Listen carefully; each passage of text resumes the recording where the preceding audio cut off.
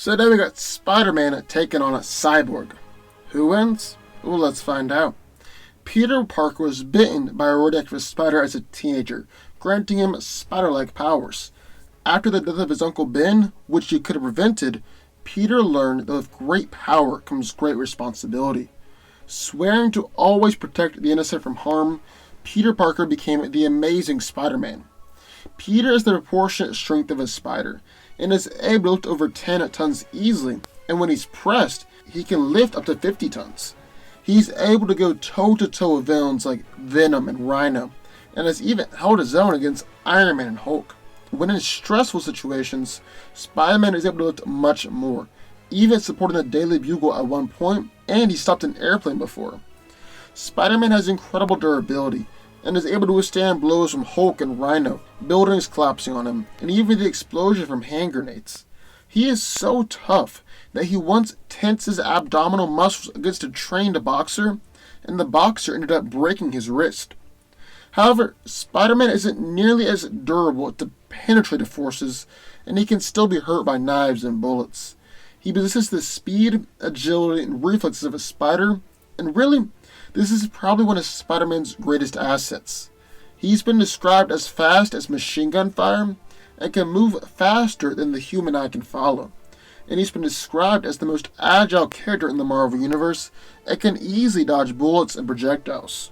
One of Spider-Man's most famous abilities is his spider sense, which kind of functions as a sixth sense, and allows him to sense when danger is incoming.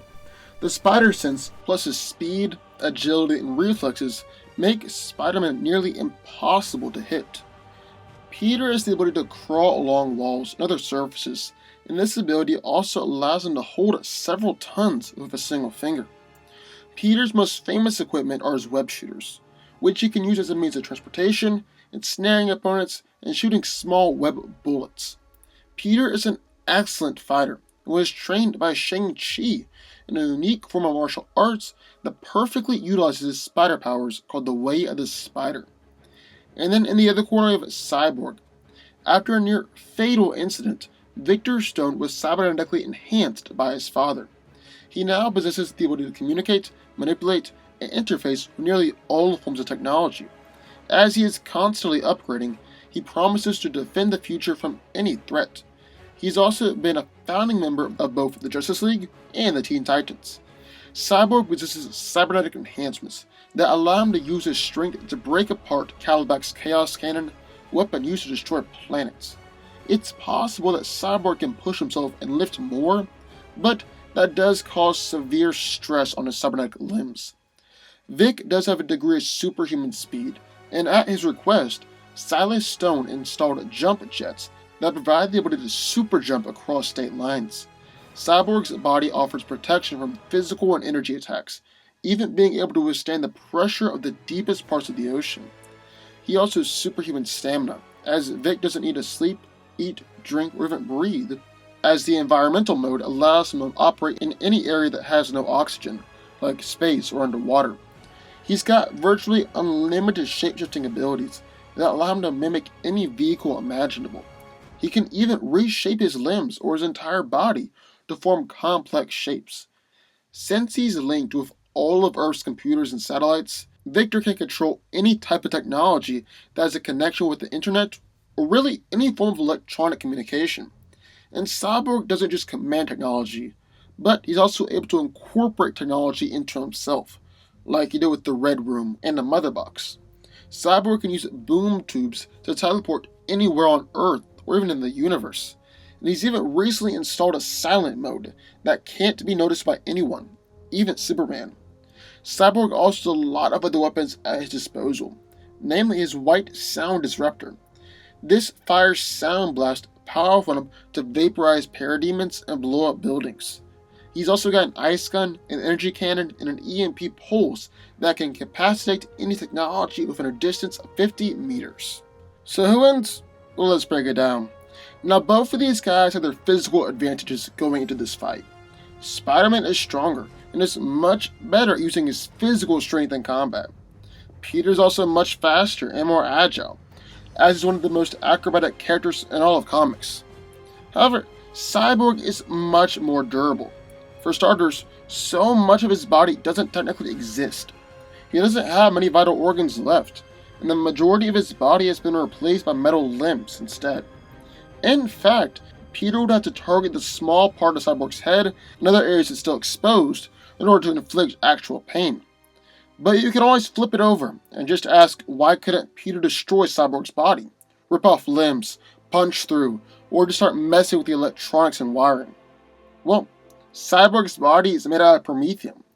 This is one of the most durable metals in all of existence, and you could put it on par with adamantium or nith metal. Spider-Man isn't getting through that.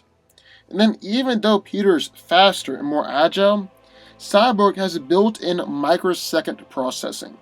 So even though he can't move as fast as Spider-Man, Vic can still process and keep track of him as he's swinging all around. Now Spider-Man is a much better fighter here, and while that's a huge advantage in his corner, the problem is that he's going to have to get in close to do any damage. And Cyborg can fly, and has his jets, so he's going to be difficult to tag. Then Peter does have his webs, so he can try and use them to swing stuff around and hit Vic, but his body is durable enough to take it. And then if Spider-Man tries to web up Cyborg himself, well, Vic is strong enough to bust out. On the other hand, Cyborg's greatest asset in this fight is his versatility and all of his weapons. He's got an ice gun, an energy cannon, white noise disruptors, and boom tubes. However, a lot of this is countered by Spider-Man's agility and spider sense. He'll know when something is coming his way, and he's more than fast enough to dodge it. Plus, Peter's regularly gone up against energy beams and ice guns, so that's not really a problem for him. Even the boom tubes might not be super effective against Spider-Man. For starters, he'll know when they open up and where they're going to open up, so he can dodge and move out of the way. And it's not like the boom tube sucks everything around it in automatically. Like when the Justice League was fighting against Darkseid and trying to push him into the boom tube, Batman was able to be around it and not get sucked in. But what I think really seals the deal for Cyborg is his white noise disruptor. This is an attack that Spider-Man can't dodge, since it affects everyone in earshot. And this is a very powerful attack too. Since it's been able to vaporize parademons and destroy buildings. Peter has shown that he's vulnerable to sonics in the past, and so if this attack doesn't defeat Spider-Man right away, it'll at least throw him off enough for Cyborg to capitalize on it and defeat him. At the end of the day, Cyborg wins this one. But what do y'all think? I would love to hear your thoughts, so sign off in the comments down below. Also, be sure to subscribe button. More videos just like this one every single day. I'll see you next time.